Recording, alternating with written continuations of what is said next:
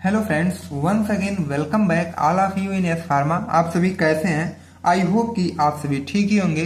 तो आज की इस वीडियो में हम बात करेंगे एंटी मेटाबोलाइट्स के, एंटीबायोटिक्स के, प्लांट प्रोडक्ट के और मिसलेनियस कंपाउंड के, जो कि आपको बी फार्म 5th सेमेस्टर के मेडिसिनल केमिस्ट्री सेकंड में पढ़नी होती है। ठीक है, तो वीडियो बहुत इंटरेस्टेड होगी क्योंकि ये जो लेक्चर होने वाला है आज, यह लेक्चर जो है यूनिट नंबर 5 का लास्ट लेक्चर होने वाला है। इसी में जो भी आपका रिमेनिंग टॉपिक्स है वो मैं इसी में एंड कर दूंगा। ठीक है, और जैसे ही यूनिट एंड होती है ग्रुप में आपको मैं नोट्स भी प्रोवाइड कर दूंगा without any charge, without any cost. आपको कुछ क्या करना है, केवल टेलीग्राम ग्रुप और व्हाट्सएप ग्रुप दोनों को ज्वाइन कर लेना है, जिसका लिंक इसी वीडियो के डिस्क्रिप्शन बॉक्स में दिया गया है। ठीक है, तो वहीं से आप लोग नोट्स भी डाउनलोड कर सकते हैं।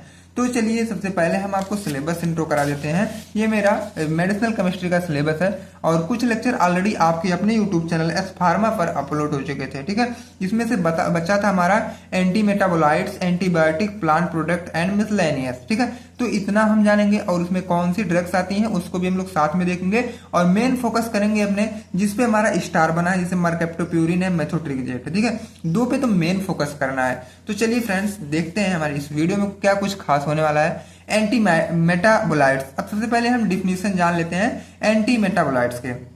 Anti metabolites are anti cancer drugs that block the substances needed by cancer cell to make DNA and grow. अब देखो ये क्या करते हैं, एंटी मेटाबोलाइट हमारे एक एंटी कैंसर ड्रग्स होते हैं जो क्या करते हैं, जैसे कैंसर सेल को, ठीक है, जो भी डीएनए या ग्रो करने के लिए जो भी मटेरियल या सब्सटेंस चाहिए होता है वो क्या करते हैं एंटी मेटाबोलाइट, उनको ही जाके उसी सब्सटेंस को ही ब्लॉक कर देते हैं। और जाहिर सी बात है, जब सब्सटेंस ब्लॉक हो जाएगा मतलब सेल्स का जो खाना है, जो सेल्स खा करके वो अपना एक्शन लेता है, जब उसको खाना ही नहीं दिया जाएगा तो जाहिर सी बात है आगे वह ग्रो नहीं कर पाएगा। तो कहने का सेंस यही है कि एंटी मेटाबोलाइट वही करते हैं सेल्स को, मतलब रिप्रोडक्शन करने के लिए या प्रोडक्शन करने के लिए, ग्रो करने के लिए जो भी सब्सटेंस चाहिए होता है ये उनको ही ब्लॉक कर देते हैं, उनको आगे जाने नहीं देंगे तो सेल्स हमारा डेवलपमेंट हो नहीं पाएगा। जब सेल्स डेवलपमेंट नहीं हो पाएगा तो आगे की जो प्रोसेस हुआ ऑटोमेटिक प्रिवेंट हो जाएगी। ठीक है, इतना डाउट्स आपको क्लियर हुए। एंड अब ये देखो एंटी मेटाबोलाइट जो है इनको मेनली 3 पार्ट में डिवाइड किया गया। पहला प्यूरिन एनालॉग, दूसरा पिरिमिडीन एनालॉग, तीसरा जो आपका आता है थर्ड फोलिक एसिड एनालॉग। ठीक है, अब देखो जो कि मेन ड्रग्स आपकी इस टॉपिक में थी, मैं बोला स्टार स्कोरेड ड्रग्स को मेन फोकस करना है क्योंकि एग्जाम में इन्हीं के सिंथेसिस वगैरह करके पूछा जाता है। ठीक है, और कई बार ये सब पूछे जाते हैं क्योंकि ये थोड़ा मोस्ट इंपॉर्टेंट टॉपिक है। तो पहले हम इसी पे फोकस करते हैं अपना। मर्केप्टोप्यूरिन, जिस ड्रग का क्या नाम है, मर्केप्टोप्यूरिन ड्रग्स की नाम है और ये किस कैटेगरी में आते हैं, आप एंटी मेटाबोलाइट्स के कैटेगरी में आते हैं। ठीक है, जिसका स्ट्रक्चर आपको ऊपर बनाया गया है, बहुत ही इजी वे में स्ट्रक्चर है और इन्हीं का सिंथेसिस कई बार पूछा जाता है। अब जब इसका स्ट्रक्चर इतना इजी है तो सिंथेसिस भी इसका इजी होगा। अब सिंथेसिस जानने से पहले थोड़ा सा हम इसके मोड ऑफ एक्शन की बात कर लेते हैं कि अपना वर्क हमारे बॉडी में कैसे शो करते हैं, मैकेनिज्म ऑफ एक्शन। ठीक है, अब ये क्या है, 6 mercaptopurine is converted into an active metabolite inside the cell.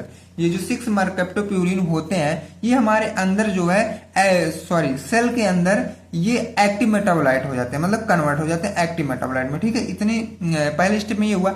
उसके बाद क्या होता है, इट ब्लॉक्स प्यूरिन सिंथेसिस। ये जब एक्टिव हो जाते हैं तो प्यूरिन सिंथेसिस को ब्लॉक कर देते हैं। अब purines are needed to make DNA and RNA. उसके बाद क्या होता है कि प्यूरिन्स को क्या चाहिए, डीएनए और आरएनए। ठीक है, उसके बाद देखो so DNA RNA formation decrease. तो जब प्यूरिन की सिंथेसिस ब्लॉक हो जाएगी तो डीएनए आरएनए बनेगा नहीं, और जब डीएनए आरएनए नहीं बनेगा तो उसकी जो फॉर्मेशन वो जाहिर सी बात है घटेगी, डिक्रीज होगी। Cell division and growth are stop. जब सेल के अंदर जेनेटिक मटेरियल ही नहीं रहेगा तो सेल का डेवलपमेंट वहीं खत्म हो जाएगा या रुक जाएगा, मीन्स सेल डिवीजन या सेल ग्रोथ वहीं पे स्टॉप हो जाएगा। यही इसका साधारण सा सिंपल सा मैकेनिज्म है। अब इनके हम सिंथेसिस की बात कर ले। सिंथेसिस भी इसी तरह बहुत आसान है। हाइपोजैंथिन और फास्फोरस पेंटासल्फाइड जब दोनों आपस में रिएक्ट करते हैं टेट्रालेन के प्रेजेंस में और वहां पे टेम्परेचर होता है 200 डिग्री सेंटीग्रेड। ठीक है, क्या करना है आपको, हाइपोजैंथिन और फास्फोरस पेंटासल्फाइड दोनों को रिएक्ट करवाना है 200 डिग्री सेंटीग्रेड टेम्परेचर पे टेट्रालेन के साथ। तो फाइनली हमारा 6 मर्केप्टोप्यूरिन बन के आता है। बस ठीक है, यही फाइनली बात यहाँ पे है। उसके बाद नेक्स्ट ड्रग हमारा आता है थायोगुआनिन। थायोगुआनिन यहाँ पे देखो कुछ सेम उसी मरकेप्टोप्यूरिन की तरह ही इसकी भी कहानी होने वाली है। इसका थोड़ा सा स्ट्रक्चर आपको कॉम्प्लिकेटेड और उससे अलग लगेगा, बाकी मोड ऑफ एक्शन, यूज वगैरह सारी चीजें लगभग सेम देखने को आपको मिलेंगी। मोड ऑफ एक्शन जो सेम है मरकेप्टोप्यूरिन की तरह, लेकिन थोड़ा सा यूज जो इसका है वो एक्यूट नॉन लिम्फोसाइटिक ल्यूकोमिया में इसका यूज होता है। ठीक है, इतनी बातें आपकी क्लियर हुई। अब देखो नेक्स्ट स्टार रिस्क वाले हमारे जो ड्रग्स आती है वो है मेथोट्रिक्सेट, जो कि मोस्ट पॉपुलर ये ड्रग्स हैं, कई बार एग्जाम में पूछी जाती हैं मेथोट्रिक्सेट। अब यहाँ पे मेथोट्रिक्सेट का ये जो आपके स्ट्रक्चर है, ठीक है, मेथोट्रिक्सेट की स्ट्रक्चर थोड़ा सा कॉम्प्लिकेटेड देखने में लग रहा है, लेकिन 3-4 बार जब अपने आप कॉपी में बना के प्रैक्टिस करेंगे तो ये आपके सामने बहुत इजी लगेगा। लेकिन ये कब इजी लगेगा? जब आप अपने कॉपी में 3-4 बार बना के प्रैक्टिस करेंगे, तब आपके लिए इजी होगा, अदरवाइज देखने से इजी नहीं होगा। ठीक है, अब उसके बाद हम इसके सिंथेसिस की बात कर लेते हैं। स्ट्रक्चर तो आपके सामने है, आप बनाएंगे तो आपको जल्दी मतलब आ जाएगा। ठीक है, क्योंकि कुछ चीजें ऐसी होती हैं केमिस्ट्री में जो कि समझने से ज्यादा रटने पर आती है वो। ठीक है, जो बात रियल वही मैं बता देता हूँ। देखो अब सिंथेसिस की बात करें इसमें, तो यहाँ पे जो सिंथेसिस है वह है 2,4,5,6 टेट्रा अमीनो पिरिमिडीन और 2,3 डाइब्रोमोप्रोपियोन एल्डिहाइड जब आपस में रिएक्ट करते हैं तो वहां से H2O रिमूव होता है, तो फाइनली हमारा 6 ब्रोमो मेथिल 2,4 डाइमिनो पेट्रीडाइन बनता है। ठीक है, उसके बाद फिर H2O रिमूव होता है ग्लूटामिक एसिड के प्रेजेंस में, तब जाके कहीं हमारा फाइनल स्टेप मेथोट्रिक्सेट बनता है। ठीक है, इतना आपकी बात जो है ये क्लियर हुई। एंड अब इसके मोड ऑफ एक्शन की बात कर लेते हैं। इसका जो मोड ऑफ एक्शन क्या है? इनहिबिट द एंजाइम डाइहाइड्रोफोलेट रिडक्टेज, दस prevent the formation of THF। अब देखो जब एंजाइम डाइहाइड्रोफोलेट रिडक्टेज जब ये मतलब इनहिबिट हो जाते हैं तो वहीं पे टेट्राहाइड्रोफोलेट का फॉर्मेशन रुक जाता है, तो आगे की प्रोसेस जो है वो भी रुक जाती है, जिसका यूज हम लोग करते हैं treatment of breast, neck and lung cancer में इसका यूज किया जाता है। ठीक है, अलग अलग तरह के कैंसर होते हैं तो अलग अलग इसका यूज किया जाता है। रेयरली यूज इन इम्यूनोसप्रेसेंट, और देखा जाए तो रेयर कंडीशन में इसका हम लोग यूज करते हैं इम्यूनोसप्रेसेंट में भी। ठीक है, एंड अब हम एंटीबायोटिक्स की बात करते हैं। एंटीबायोटिक्स क्या होते हैं? Antibiotic recently recognised as an important class of anti neoplastic agent. एक एंटीबायोटिक्स वो है कि जो हमारे कटे जले थोड़े से घाव को भरने का काम करते हैं। ठीक है, वो एंटीबायोटिक्स होते हैं। लेकिन एक एंटीबायोटिक्स ये है जो हमारे कैंसर में भी जल्द इनको रिकॉग्नाइज किया गया है कि ये एक कैंसर को भी ट्रीट कर सकते हैं एंटीबायोटिक्स। ठीक है, अब इनका मोड ऑफ एक्शन अभी आप जानोगे तो क्लियर हो जाएगा। जैसे ये ड्रग है, वो ड्रग हमारी ऐसी होती है जो कि डीएनए के बेस को थोड़ा सा डैमेज करेगी। डीएनए रेप्लिकेशन तो रुक जाएगा, जब डीएनए डैमेज हो जाएगा तो सेल डिवीजन भी रुकेगा ना, तो कैंसर सेल जाहिर सी बात है वहीं से मरना, मतलब डेथ इनका स्टार्ट हो जाएगा। बस वही बात है। और जो इसमें हमारी ड्रग्स आती है, पहली ड्रग्स मोस्ट पॉपुलर डेक्टिनोमाइसिन है। अब डेक्टिनोमाइसिन का जो थोड़ा सा स्ट्रक्चर है वह कॉम्प्लिकेटेड तो है। अब यहाँ पे देखो 2 रिंग इधर, एक रिंग इधर, एक रिंग इधर, बट दोनों रिंग सेम है।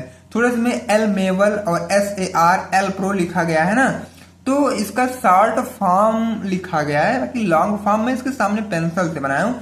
एल मेवल मतलब ये होता है, एल का मतलब एल अमीनो एसिड की एल कॉन्फ़िगरेशन है। ठीक है, और ME का मतलब होता है मेथिल, और VAL जो इसमें ऐड है उसका मतलब होता है वैलिन अमीनो एसिड। अब SAR का मतलब होता है सार्कोसिन, और एल प्रो का मतलब होता है प्रोलिन अमीनो एसिड, और डीवल का मतलब होता है आपका डी कॉन्फ़िगरेशन की वैलिन होती है। ठीक है, और THR का मतलब होता है थ्रियोनिन। यही इसके स्ट्रक्चर है। स्ट्रक्चर में थोड़ा सा आप माइंड लगाएंगे तो सारी चीजें आपके माइंड में कैप्चर हो सकती हैं। अब इनका हम मोड ऑफ एक्शन की बात कर लेते हैं। Dactinomycin binds to DNA and block the RNA transcription. ये डीएनए से बाइंड करेंगे लेकिन आरएनए ट्रांसक्रिप्शन को ये ब्लॉक करेंगे। So finally inhibit protein synthesis, और फाइनली क्या होता है, प्रोटीन सिंथेसिस इनहिबिट हो जाएगा, और जब प्रोटीन सिंथेसिस इनहिबिट हो जाएगा तो आगे सेल का फॉर्मेशन नहीं हो पाएगा। क्लियर बात। उसके बाद यूजेज की बात करें, use in treatment of tumours of testis and uterus. Testis और यूट्रस में जो भी ट्यूमर्स होते हैं उनके ट्रीटमेंट में हम लोग डेक्टिनोमाइसिन का यूज कर सकते हैं। ठीक है, अब उसके बाद ड्यूनोरिबिशन, ये भी हमारे एक एंटीबायोटिक्स है।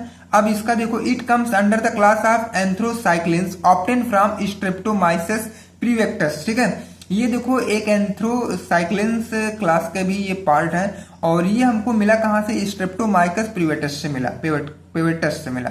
ठीक है, अब इसका जो स्ट्रक्चर यहाँ पे आप लोग देख पा रहे हैं, इसका स्ट्रक्चर कई सारे रिंग आपस में फ्यूज हुई हैं, और ओ मतलब डबल बॉन्ड ओ जुड़ा है यहाँ पे। और इसका जो मोड ऑफ एक्शन है वह बहुत आसान है। It intercalates into DNA. सबसे पहले क्या करेंगे, डीएनए में इंटरकैलेट्स करेंगे। उसके बाद it inhibit topoisomerase second. Topoisomerase second एक एंजाइम है जिसको ये इनहिबिट कर देंगे। This causes DNA strand break. तो इस समय क्या होगा, जो डीएनए के स्ट्रैंड होते हैं वो ब्रेक हो जाएंगे। उसके बाद DNA replication and RNA synthesis are reduce. तो वहीं पे डीएनए रेप्लिकेशन और आरएनए सिंथेसिस जो होते हैं वो रिड्यूस्ड हो जाते हैं। देन क्या होता है, cancer cell can not divide properly. जाहिर सी बात है, जब ये रिड्यूस होंगे तो आगे कैंसर की जो सेल है वो प्रॉपर तरीके से डिवाइड नहीं हो पाएगी, तो सेल डेथ वहां पे होना सुनिश्चित है। इसका यूज क्या है, use in treatment of leukaemia and sarcomatitis. Leukaemia और सार्कोमा में जनरल चीज हम इसका यूज करते हैं। ओके, एंड अब प्लांट प्रोडक्ट्स की बात करें। प्लांट प्रोडक्ट्स क्या है कैंसर में, plants medicine are important in the prevention and treatment of cancer. अब देखो, कैंसर के रोकथाम में और उसका उपचार करने में प्लांट प्रोडक्ट भी या प्लांट मेडिसिन भी बहुत अहम भूमिका प्ले करते हैं, because these are derived from plant so they have less undesirable side effect. क्योंकि ये प्लांट से हमको मिलती है ये दवा, और ओवरऑल देखा जाए तो इनका जो अनडिजायरेबल ये साइड इफेक्ट होता है बहुत कम होता है और कैटेगरी की ड्रग्स को अगर आप कंपेयर करेंगे तो। जिसका मोड ऑफ एक्शन यहाँ पे है, प्लांट प्रोडक्ट दिया गया, अफेक्ट माइक्रोट्यूबुल्स। माइक्रोट्यूबुल्स पे ये अफेक्ट करते हैं। उसके बाद सेल में जो मिटोसिस होता है उसको ये स्टॉप करेंगे, और जब मिटोसिस स्टॉप होगा तो सेल डिवीजन आगे होगा नहीं, और फाइनली बात ये निकल गया कि कैंसर सेल जो है आपस में डेथ हो जाएंगे। अब यहाँ पे इसकी जो ड्रग्स आती है, इटोपोसाइड आती है। ठीक है, विनक्रिस्टिन भी होती है, विनब्लास्टिन भी होती है, लेकिन कई बार एग्जाम में इटोपोसाइड पूछा गया है, इसीलिए मैं इटोपोसाइड ही आपको बता रहा हूँ। मैं उतना ही यहाँ पे आपको बता रहा हूँ जितना आपके एग्जाम में आता है। और इटोपोसाइड की ये स्ट्रक्चर थोड़ा सा कॉम्प्लिकेटेड है, आप लोग माइंड लगाइएगा, क्योंकि ये मेडिसिनल केमिस्ट्री है। जब तक रटोगे नहीं तो कुछ में होने वाला नहीं है। ठीक है, यूजेज की बात करें, इसका यूज हम लोग करते हैं लंग कैंसर और टेस्टिकुलर कैंसर के ट्रीटमेंट में। किसमें, लंग कैंसर और टेस्टिकुलर कैंसर के ट्रीटमेंट में। Also use in treatment of leukaemia, और रेयरली हम इसका यूज करते हैं ल्यूकोमिया के ट्रीटमेंट में। ठीक है, अब मिसलेनियस की बात करें, सिस्प्लास्टिन और मीटोटेन होते हैं। कौन कौन, सिस्प्लास्टिन और मीटोटेन। अब यहाँ पे सिस्प्लास्टिन का फिगर आपको स्ट्रक्चर दिख रहा होगा, मीटोटेन का फिगर दिख रहा होगा ना। अब इसका जो मोड ऑफ एक्शन है, अभी सिस्प्लास्टिन का कोई भी क्लियर ही नहीं हुआ कि ये मोड ऑफ एक्शन ये कैसे लेते हैं, लेकिन जहां तक ये एनालाइज किया गया, हमारे साइंटिस्टों ने एनालाइज किया कि लगभग एल्काइलेटिंग एजेंट की तरह ये भी अपना मोड ऑफ एक्शन प्ले करते हैं। इसका यूज हम लोग कहाँ कहाँ पे करते हैं, अलग अलग तरह के कैंसर में इसका यूज किया जाता है, जैसे testicular cancer, oesophageal, brain, ovarian, head neck, breast cancer, तमाम तरीके के कैंसर होते हैं जहां पे इसका यूज किया जाता है सिस्प्लाटिन का। ठीक है, अब देखो मीटोटेन का क्या मतलब है। इसका जो मोड ऑफ एक्शन है ये भी अल्काइलेटिंग एजेंट्स की तरह ही होता है, लेकिन हम इसका जो यूज करते हैं उसको एड्रेनल कॉर्टेक्स के ऊपर जो कैंसर होता है वहां पे इसको हम लोग यूज करते हैं। ठीक है, उसको ट्रीटमेंट के लिए हम लोग देते हैं। अब फाइनली हमारा यूनिट नंबर फर्स्ट जो है ये एंड हो गया। मैं बार बार कह रहा हूं, मैं उसी ड्रग का या इस वीडियो में जिक्र किया हूं जो आपके एग्जाम में मोस्ट इंपॉर्टेंट है, कई बार पूछा गया है। ठीक है, बाकी हम आपसे मिलेंगे सेकेंड यूनिट के साथ, और भी सब्जेक्ट हैं उनके भी लेक्चर अभी बचे हुए हैं, वो भी लेक्चर जल्द आपको अपने यूट्यूब चैनल एस फार्मा पर ही मिलेंगे। तो फ्रेंड्स, अगर आप सब चैनल पर पहली बार थे तो वीडियो को लाइक और चैनल को सब्सक्राइब जरूर करें, ताकि नेक्स्ट वीडियो का इन्फॉर्मेशन सबसे पहले आप तक पहुंचे। ओके, और नोट्स डाउनलोड करने के लिए तो टेलीग्राम ग्रुप ज्वाइन कर लें, जिसका लिंक आपको इसी वीडियो के डिस्क्रिप्शन बॉक्स में ही दिया गया है। ठीक है, तब तक के लिए friends, thank you, bye bye, take care, मिलते हैं नेक्स्ट वीडियो में।